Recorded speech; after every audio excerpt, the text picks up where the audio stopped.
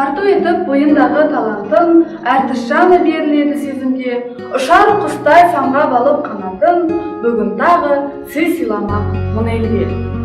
Театр қоғамның айнасы, сахна сөз маржаны мен салт-дәстүріміздің сұлулығын көрерменге жеткізетін алтын көпір.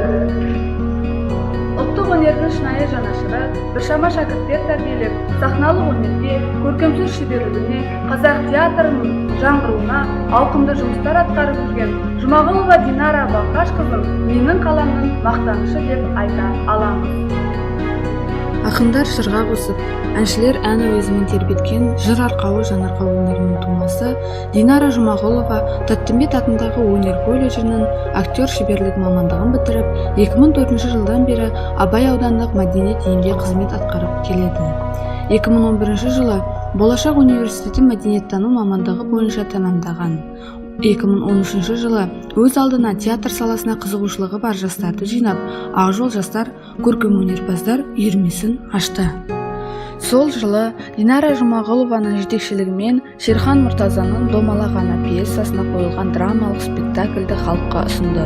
Бұл үйірменің үлкен театр әлеміне жасаған алғашқы қадамы еді. Қиындығы мен қызығы мол театр әлеміне деген жастардың құлшынысы күн сайын арта түсуде.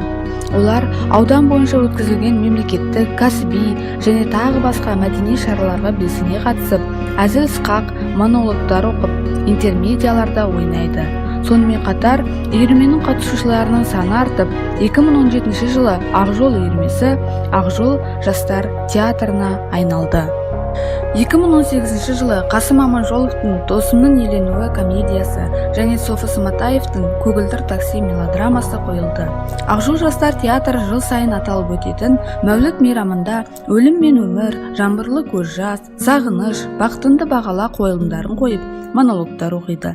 Белгілі композитор Шәмші Қалдаяқовтың өміріне арналған театрландырылған ән кешінде Исраил Сапарбайдың Сыған серенадасы спектаклінен үзінділер көрсетті. Тәуелсіздік күні, жеңіс күні және тағы басқа мерекелерде үгіт бригада құрамымен өз үлестерін қосып келеді. Динара Балқашқызының аудандық, облыстық, республикалық деңгейдегі жетістіктері жетерлік.